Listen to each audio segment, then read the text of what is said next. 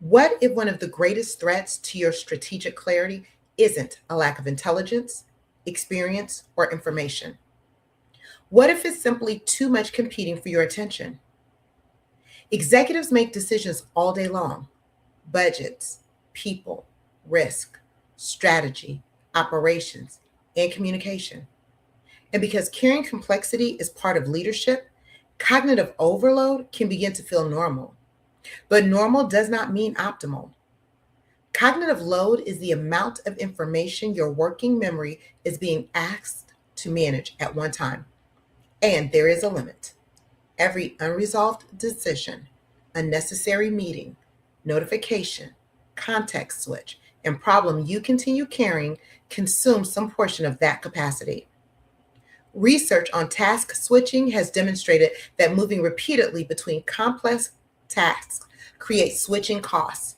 You may feel productive because you are constantly engaged, while your brain is repeatedly paying the price of disengaging, reorienting, and rebuilding context. For executives, that cost isn't limited to productivity. It can show up in the quality of your thinking. When cognitive load remains high, leaders can become more reactive. You may start solving what is urgent instead of examining what is important. You may make another decision yourself because delegating it feels like one more thing to explain. You may enter a strategy meeting physically present while mentally carrying the 5 conversations that happened before it. And this creates an important distinction. Being able to handle a great deal is not the same as thinking clearly while handling it. At the executive level, your value is not determined by how much information you can personally carry. Your value increasingly comes from your ability to determine what deserves your attention. Strategic clarity requires cognitive space, space to recognize patterns, space to challenge assumptions, space to consider second order consequences, and space to ask a question leaders often overlook. Is this actually the decision I should be making?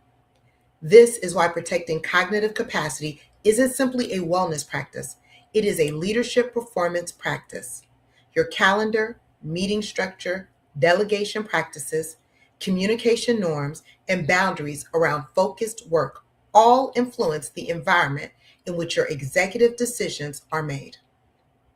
So here's the question I want you to consider this week. What are you carrying mentally that no longer requires your personal cognitive capacity? Not everything that reaches your desk deserves space in your mind. Audit the decisions you're holding, audit the meetings you're attending, audit the interruptions you've normalized. Because sustainable executive performance isn't about becoming capable of carrying an unlimited cognitive load. It's about becoming increasingly disciplined about what you choose to carry.